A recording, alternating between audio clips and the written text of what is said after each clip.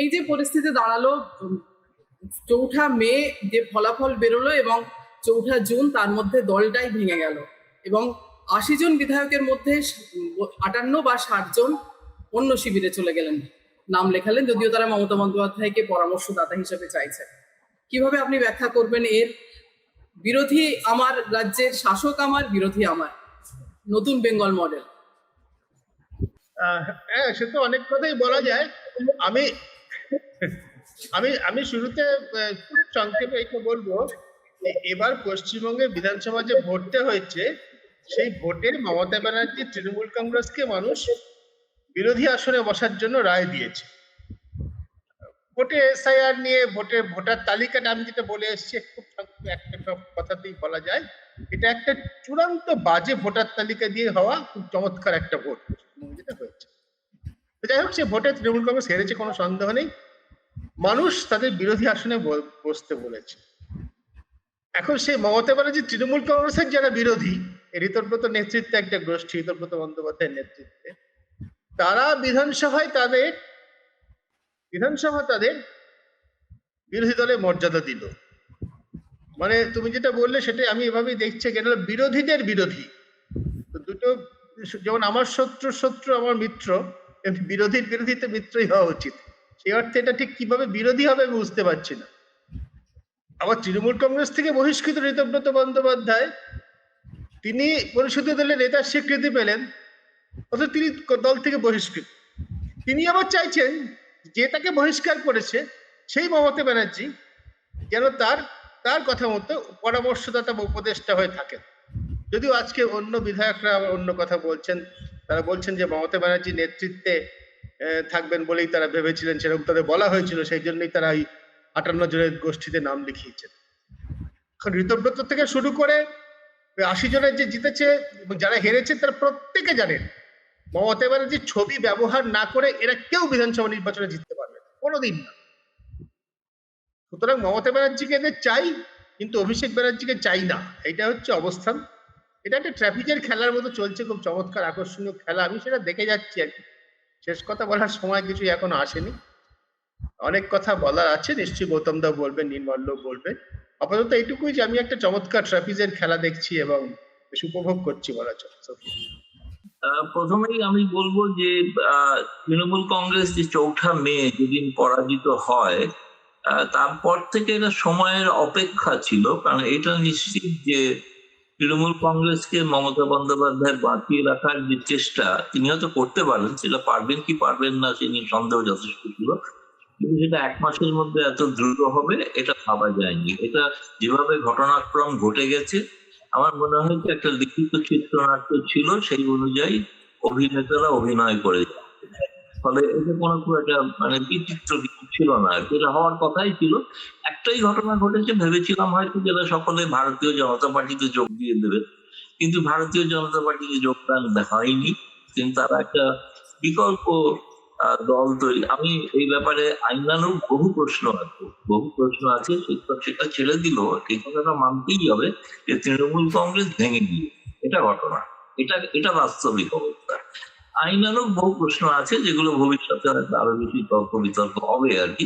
বিধানসভার অধ্যক্ষ এইভাবে এক যে বহিষ্কৃত নেতাকে তুলে যাওয়ার কথা বললে, তাকে বিরোধী দল হিসাবে স্বীকৃতি দিতে পারেন কি পারেন না, আজকাল রাজার নিয়মই না নিয়ম।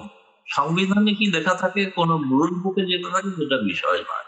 বিষয়টা হচ্ছে যে আমি কি চাই, এবং সেটা যে লোক যেভাবেই হোক হলে সেটা যিনি শাসক দলে থাকবেন তার জন্য সেটা সেভাবেই স্বীকৃতি দেবেন। তা নিয়ে তর্ক বিতর্ক হই হল্লোড় করেও লাভ নেই। কারণ হচ্ছে যে আমরা সর্বোচ্চ আদালত পর্যন্ত গিয়ে দেখা গেছে, সেখান থেকে যে চূড়া হয়নি সেটা তো এসআইআর ভোটের তালিকাতেই আমরা দেখেছি। যা বিচারপতি বলছেন তার বাড়ির লোকেরও নাম কাটা গিয়েছিল, তিনি বলছেন এবারে পারেনি, কি হয়েছে পরের বার। তো বলে তো কোনো লাভ হয়নি। 1975 সালের একটা পুনরাবৃত্তি দেখলাম যে ফান্ডামেন্টাল রাইটস কে সাসপেন্ড করে দেওয়া হয়েছিল। যাই হোক, তারপরে যেটা ঘটেছে এটা ভাবছ, মমতা বন্দ্যোপাধ্যায়ের পক্ষে আমার মতে যেটা, মমতা বন্দ্যোপাধ্যায় পার্টিটা তৈরি করেছিল কেবলমাত্র সিপিএম কে হটানোর জন্য, এবং সিপিএম যখন হটে গিয়েছিল তারপরে তার 10 বছর নিরবচ্ছিন্ন ভাবে তিনি সরকার চালাতে পেরেছিলেন। শেষ 5 বছরে এসে তার দলের লোক বা ইত্যাদি, তারা যেটা মনে হয়েছিল তাদের এটা কেউ কেউ বলেছেন, ব্যাখ্যাও করেছেন। এমনকি তৃণমূল কংগ্রেসের সিনিয়র কিছু নেতাও ব্যাখ্যা করেছেন প্রকাশ্যে। তাদের মনে হয়েছে যদি আমরা এরপরে ফিরে না আসি তাহলে কি হবে, সেই অনুযায়ী আমরা সম্পদ সংগ্রহ করে রাখি, যেটা সরাসরি দুর্নীতির অভিযোগ যাদের বিরুদ্ধে ছিল এ বিষয়ে ঘটনা। কিন্তু মানে যেটা মানে ব্যাপার যেটা দেখা যাচ্ছে, যেটা আমি প্রথমে ভাবছিলাম যে সত্যি সত্যি মমতার পক্ষে হয়তো দলটা মানে কোনো আদর্শবিহীন একটি দলকে কেবল উৎখাত করার জন্য যে দলটা তৈরি, যে দলটার উৎখাত করার জন্য মনে আছে সিঙ্গুরের ধর্ণা মঞ্চে স্বয়ং রাজনাথ সিং উপস্থিত হয়েছিলেন, এবং মাওবাদী থেকে বিজেপি এবং সুশীল সমাজ এরা মিলে একটা মহাজোট তৈরি হয়েছিল বামপন্থীদের ক্ষমতা করার জন্য। সেটা সফল তারা হয়েছিল। বামপন্থীদের এর জন্য আমি বলছি না তাদেরকে বলতে হবে যে তারা সঠিক সবকিছু কাজ করছিলেন, তা আমি বলছি না, কিন্তু ঘটনা এটা ঘটল, এখনো ঘটনা যেটা ঘটলো তাই একরকম ঘটার কথা ঘটলো, এত তাড়াতাড়ি ঘটবে এটা ভাবিনি।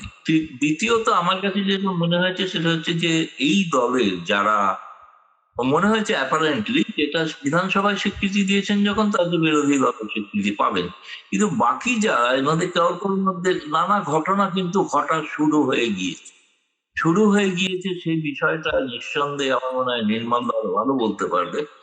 সেটা হচ্ছে এরা প্রত্যেকে কিন্তু ভারতীয় জনতা পার্টিকে হারিয়ে দিতে এসছে। তো এরা যদি প্রচ্ছন্ন মদত পান শাসক দলে, সেক্ষেত্রে তৃণমূল স্তরে ভারতীয় জনতা পার্টির কর্মীরা তারা কি মুখ বুজে সহ্য করবেন, মেনে নেবেন না। তার বড় প্রমাণ হচ্ছে আমরা স্বর্ণকমল সাহার বাড়িতে বিজেপি নেতৃত্বে আন্দোলন দেখেছি, আজকে চোর বলে তাকে স্লোগান দেওয়া হয়েছে, একজন আবার লিখেছেন চোর নয় উনি আসলে ডাকাত, এরকম লেখা হয়েছে। এখন অনেক জায়গা থেকে কেউ কেউ বলছে বোধহয় আমরা ঋতব্রতকে নেতা বানার জন্য একটা আলাদা দল করলাম। আমি শুনেছি যে ইসলামপুরের কোন একজন বিধায়ক তিনি ভিন্ন রকম ভাবতে শুরু করেছেন। তবে এটা দেখা সুদীপ্ত যেটা বললো যে শেষ কথা বলার নয় এবং মমতা বন্দ্যোপাধ্যায় আজ থেকে রাস্তায় নেমেছেন, বিশেষ জনসমর্থন পাচ্ছেন এমন কোনো ব্যাপার না, কিন্তু তিনি যে কায়দাটা যে পদ্ধতি, মমতার জন্ম রাস্তা থেকে, ফলে তিনি ফিরে এসেছেন রাস্তা থেকে, এবং রাস্তা থেকে তার পুনরুত্থান হবে কিনা এই ভবিষ্যৎবাণী আজকে করা যাবে না। অ্যাপারেন্টলি দেখে মনে হয় তার তো বড় চ্যালেঞ্জ ভবিষ্যতে আলোচনায় আসবে, দিল্লিতে পার্লামেন্টারি পার্টিতে একটা সমস্যা দেখা দিতে পারে বলে আমরা শুনছি, এবং স্বাভাবিক এক্ষেত্রে এইসব পার্টির এটাই ঘটে থাকে। কারণ এদের তো সিপিএম বা বিজেপি হোক কংগ্রেস হোক প্রত্যেক দলের একটা নির্দিষ্ট আইডিওলজি আছে। মমতা বন্দ্যোপাধ্যায়ের আইডিওলজিটা তিনি জিতে আসার পর বলেছিলেন আমি শুধু বাম নয় আমি অতি বাম, সেটা ঠিক আছে, কিন্তু তিনি আবার ধর্মঘট স্ট্রাইক এগুলোকে বেআইনি করতেন। সেটা কি ধরনের বামপন্থী এটা তো একটা দুর্বোধ্য ব্যাপার ছিল। এনিওয়ে, কিন্তু জনকল্যাণমুখী কর্মসূচির মাধ্যমে তিনি একটা তথাকথিত সামাজিক কল্যাণ কর্মসূচি নিয়ে এগোতে চাই, সেটা তো আজকাল সবাই করছে, কিন্তু বিজেপি সরকাররাও সামাজিক কল্যাণ সূচি পালন।